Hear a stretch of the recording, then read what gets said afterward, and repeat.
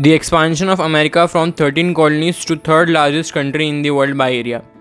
तो last video में हमने देखा कैसे अमेरिकन कॉन्टिनेंट को ढूंढा गया और उसकी हिस्ट्री को देखा, और लेटर हमने देखा कैसे फ्रांस, स्पेन और यूके एम्पायर ने उस कॉन्टिनेंट को कॉलोनाइज़ किया। उसके बाद हमने समझा अमेरिकन वॉर ऑफ इंडिपेंडेंस को, जिनमें यूके से 13 कॉलोनीज़ को, जो कि अमेरिका की थी, उनको इंडिपेंडेंस मिला। अब ये सेकंड पार्ट है वीडियो का, जिसमें हम देखेंगे कैसे ये 13 कॉलोनीज़ आज modern day United States of America बने। उसके पहले आप ये फ़न फैक्ट जान लीजिए कि जब आप अमेरिका कहते हैं तो आप रेफ़र कर रहे हैं इन 13 कॉलोनीज़ को ही, और आप जब यूनाइटेड स्टेट्स ऑफ अमेरिका कहते हैं तब आप उस टाइम पर रेफ़र कर रहे हैं 50 स्टेट वाले अमेरिका को। दोनों का मतलब लूज टॉक में हम सेम समझ लेते हैं, पर दोनों का मतलब सेम नहीं है, अलग होता है, जैसा आपने ऊपर देखा। अब वीडियो में आगे बढ़ते हैं तो क्रोनोलॉजिकली देखेंगे कैसे अमेरिका का एक्सपांशन हुआ। तो 1776 में अमेरिका ने खुद को इंडिपेंडेंट डिक्लेयर कर दिया, और 1783 के पेरिस के ट्रीटी में यूके ने उसकी एक्सेप्टेंस दे दी इंडिपेंडेंस को। तब आप अमेरिका का मैप देख सकते हैं एरिया का। इस मैप में आप देख लीजिए, ये बेस्ट मैप है एक्सप्लेन करने के लिए ईयर वाइज। 1783 में जब यूके ने एक्सेप्ट किया इंडिपेंडेंस अमेरिका का, तब सिर्फ इतना एरिया जो कि ब्राउन कलर में है, ये अमेरिका था। अब आगे देखते हैं। तो पहला एक्सपांशन, जिसे लुइसियाना परचेस के नाम से जाना जाता है, जिसमें फ्रांस ने इतना बड़ा एरिया 15 मिलियन US$ में बेचा था अमेरिका को। उस टाइम के इस 15 मिलियन डॉलर्स को अगर आप मॉडर्न टाइम में कन्वर्ट करेंगे तो ये 371 मिलियन US$ होंगे। ये बात है 1803 की, और इस परचेज़ के बाद में जो अमेरिका का साइज़ था वो ओरिजिनल साइज़ से डबल हो गया, जिसमें दो एरिया में डिवीज़न था फ्रेंच लुइसियाना का, जिसमें से पहले का नाम था डिस्ट्रिक्ट ऑफ लुइसियाना और दूसरे का नाम था टेरिटरी ऑफ ओरलिन्स। मॉडर्न टाइम में यूएसए के 50 में से 15 स्टेट्स इस जगह से ही निकल के आए थे, जो कि फ्रांस से परचेज़ किया था 1803 में। इस परचेज़ के बाद में अमेरिका कंट्रोल आ गया था दोनों ही तरफ मिसिसिपी रिवर बेसिन के, जो कि काफ़ी सिग्निफिकेंट था अमेरिका के लिए। फ्रांस के बेचने का रीज़न ये था कि अभी ताज़ा ही फ्रेंच रिवॉल्यूशन हुआ था, जिससे बाद नेपोलियन बोनापार्ट पावर में आया था फ्रांस में, और फ्रांस रिवॉल्यूशन जो हुआ था उसकी वजह से काफ़ी ज़्यादा इकोनॉमिक लॉस हुए थे फ्रांस के एम्पायर को। तो उन लॉसेस को कहीं ना कहीं कंपनसेट करता ये सेल जो कि फ्रांस कर रहा था अमेरिका को। साथ में नेपोलियन को लगता था कि काफ़ी ज़्यादा डिफिकल्ट हो रहा था ऑल द वे पैसिफिक से इस लैंड को कंट्रोल करने में, जो कि काफ़ी दूर था फ्रेंच एम्पायर से। और फ्रांस के पास अब अल्टरनेट कॉलोनीज मिल गई थी, जिसमें फ्रांस को भारत में तो जगह मिली नहीं, पर मॉडर्न टाइम के अफ्रीकन कॉन्टिनेंट में जो पूरा साहेल रीजन था वो फ्रेंच एम्पायर का पार्ट ही था उस टाइम पर। तो फ्रांस के ये रीज़न थे सेल करने के इस लैंड को अमेरिका को।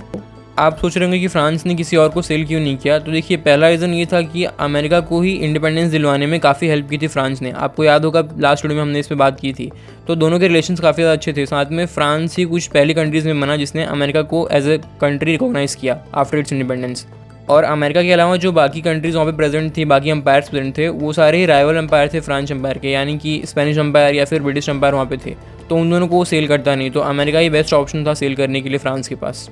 तो जुलाई 1803 में नेगोशिएशन स्टार्ट हुए और अक्टूबर 1804 में कंक्लूड कर दिया गया सेल को 15 मिलियन US$ में। ये सेल के बाद आप देखते हैं इस मैप में ब्राउन के साथ में ये जो वाइट वाला एरिया है ये पूरा अमेरिका का पार्ट बन गया। अब सेकेंड एक्सपांशन हुआ था 1818 में, जिसे ट्रीटी ऑफ 1818 कहते हैं। इस मैप में आप देख सकते हैं कि ये जो एरिया है यूएसए को मिल गया था यूके से। ये काफ़ी सिग्निफिकेंट ग्रोथ हुई थी अमेरिकन टेरिटरी में। इसमें मेन अमेरिका को ये फ़ायदा हुआ कि दोनों साइड से ओशन का एक्सेस मिल गया, पैसिफिक ओशन का भी और अटलांटिक ओशन का भी। अब इस ट्रीटी के बाद में ये जो सारा एरिया आप देख सकते हैं मैप में दिख रहा है, जो कि रेड लाइन के ऊपर है, वो सब यूएसए का पार्ट बन चुका था। ये यूके का लास्ट मेजर लॉस था अमेरिकन कॉन्टिनेंट पे एरिया वाइज। जो ये एरिया लिया था यूके से अमेरिका ने, वो आज यूएसए के ये स्टेट्स फॉर्म करते हैं जिन्हें आप मैप में देख सकते हैं। और इनमें से मोस्ट इंपॉर्टेंट स्टेट ये जो बॉर्डर स्टेट्स हैं ये है, जो कि लेटर अलास्का से बॉर्डर शेयर करेंगे। 1818 के ट्रीटी को लेटर रीडिफाइन किया गया 1846 में, और तब अमेरिका को ऑफिशियली पार्ट बना दिया गया ये सारे एरिया को, जो आप येलो मैप में देख रहे हैं। इसके बाद अमेरिका का साइज़ पहले से काफ़ी ज़्यादा बड़ा हो गया था। आप देख सकते हैं कि ये ब्राउन रीजन पहले से था, फिर ये फ्रेंच लुइसियाना से जो परचेज़ किया था उसके बाद ये एरिया मिल गया, और अब लेटर ये येलो एरिया भी अमेरिका का पार्ट बन गया।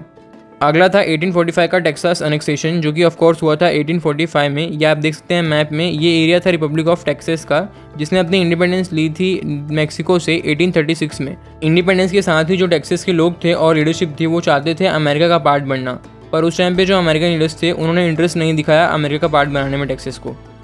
ना ही जो अमेरिकन गवर्नमेंट पावर में थी या फिर जो गवर्नमेंट अपोजिशन में थी, दोनों ही चाहते नहीं थे कि अमेरिका का पार्ट बने टेक्सास। फिर टाइम चलता रहा और बात होती है टेक्सास की ज्वाइनिंग की 1844 में। अमेरिका ने अपने हाउस में ऑफिशियली टेक्सास को मिलाने का बिल पास किया और 1845 में पूरे एरिया को यूएस में मिला दिया गया। आज यूएसए के इंपॉर्टेंट सदर्न स्टेट्स इस टेक्सास एनेक्सेशन से ही बने हैं। टेक्सास एनेक्सेशन के बाद में ये पिंक एरिया आप मैप में देख सकते हैं, इसे छोड़कर बाकी सारा एरिया अमेरिका का पार्ट बन चुका था और धीरे धीरे शेप ले रहा था मॉडर्न यूएसए का। तो ये थर्ड एक्सपांशन भी हो गया सक्सेसफुली। अब देखिए, अब तक के सारे एक्सपांशन काफ़ी पीसफुल तरीके से हुए थे, मतलब कि उनकी परचेज हुई थी या फिर उनको ट्रीटी के थ्रू कर लिया गया था। पर जो लास्ट एक्सपांशन था ये पीसफुल तरीके से नहीं हुआ था और इस टाइम पर ही वॉर हुआ, मैक्सिकन अमेरिकन वॉर। इसे कहते हैं मैक्सिकन सेसेशन ऑफ 1848। इस सेसेशन से पहले अमेरिकन मैक्सिकन वॉर हुआ जो कि चला था 1846 से लेके 1848 तक, जिसमें अमेरिका की जीत हुई। इस सेसेशन को समझने से पहले आप ज़रा इस वॉर के रीज़न को समझें। देखिए, जो मैंने आपको पहले बताया 1845 का टेक्सास एनेक्सेशन, इसे मेक्सिको मान नहीं रहा था। उसका कहना ये था कि जो टेक्सास है वो आज भी मेक्सिको का ही पार्ट है और जो मेक्सिको से इंडिपेंडेंस टेक्सास ने अपनी डिक्लेयर की थी 1836 में, वो सही नहीं है। तो अगर वो उसकी इंडिपेंडेंस नहीं मान रहा था तो उसके एनेक्सेशन के डॉक्यूमेंट्स जो कि साइन किए थे उस टाइम की गवर्नमेंट जो कि टेक्सास में थी, उसे कैसे मानेगा। तो इस हिसाब से मेक्सिको मान नहीं रहा था कि टेक्सास आज भी यूएसए का पार्ट है और उसके ऊपर अपना क्लेम कर रहा था। वॉर 2 साल तक चली और 2 साल के बाद इस वॉर में अमेरिका की विक्ट्री हुई और इस विक्ट्री के बाद अमेरिका ने ये सारा एरिया सिर्फ 15 मिलियन यूएस डॉलर में खरीद लिया मेक्सिको से। उस टाइम के पूरे वर्ल्ड के सारे ही मेजर एम्पायर्स ने अमेरिका के इस वन साइडेड वॉर की विक्ट्री और इस जो एक्विजिशन था इसको क्रिटिसाइज़ किया था।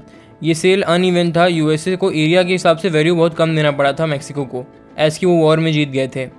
इस वॉर के बाद अमेरिका की borders modern day United States of America की बॉर्डर जैसे दिखने लगे थे, जैसा आप मॉडर्न टाइम में देखते हैं।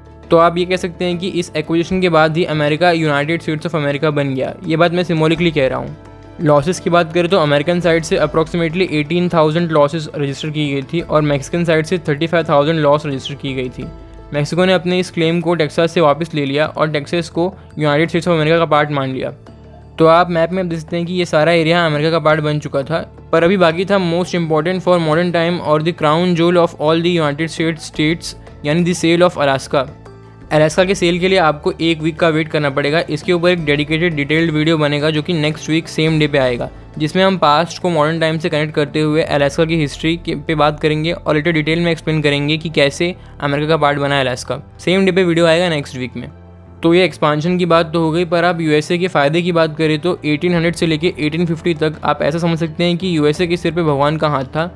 यूएसए जिस चीज़ पर हाथ डालता वो सोना बन जा रहा था, स्पेशली टेक्सास एनेक्सेशन और मैक्सिकन सेसेशन। टेक्सास एनेक्सेशन में बात करें तो सिर्फ जो टेक्सास स्टेट है यूनाइटेड स्टेट्स ऑफ अमेरिका का, आज वो कंट्रीब्यूट करता है 42% of total oil production of United States of America, साथ ही में 27% of total gas production of the United States of America. और यहाँ पे काफ़ी गोल्ड के भी रिसोर्सेज अवेलेबल हैं। टेक्सास की जीडीपी भी 2.9 ट्रिलियन यूएस डॉलर्स है, जो कि अगर आज एक कंट्री होता तो वो रशिया की जीडीपी से भी ऊपर होता। End of course top 10 GDP में तो आता ही। अब मैक्सिकन सेसेशन की बात करें तो इस सेसेशन का की highlight of course California state था, जो कि आज टॉप में आता है यूएसए की 50 स्टेट्स में जीडीपी के मामले में। आज कैलिफोर्निया की जीडीपी है 3.9 ट्रिलियन यूएस डॉलर्स, जो कि ऑलमोस्ट इक्विवेलेंट है इंडियन जीडीपी के, शायद कुछ बिलियन ज़्यादा ही है इंडियन जीडीपी से। साथ ही में कैलिफोर्नियन गोल्ड रश, जिसने अबंडेंस में गोल्ड रिसोर्सेज दिए यूएसए को। कैलिफोर्निया के बाद जो नेवाडा स्टेट था यूएसए का, वो भी इस सेसेशन के थ्रू ही यूएसए को मिला था, जहाँ पे यूएसए ने कई सारे न्यूक्लियर टेस्ट किए और आज काफ़ी इंपॉर्टेंट है यूएस मिलिट्री के लिए ये एक स्टेट।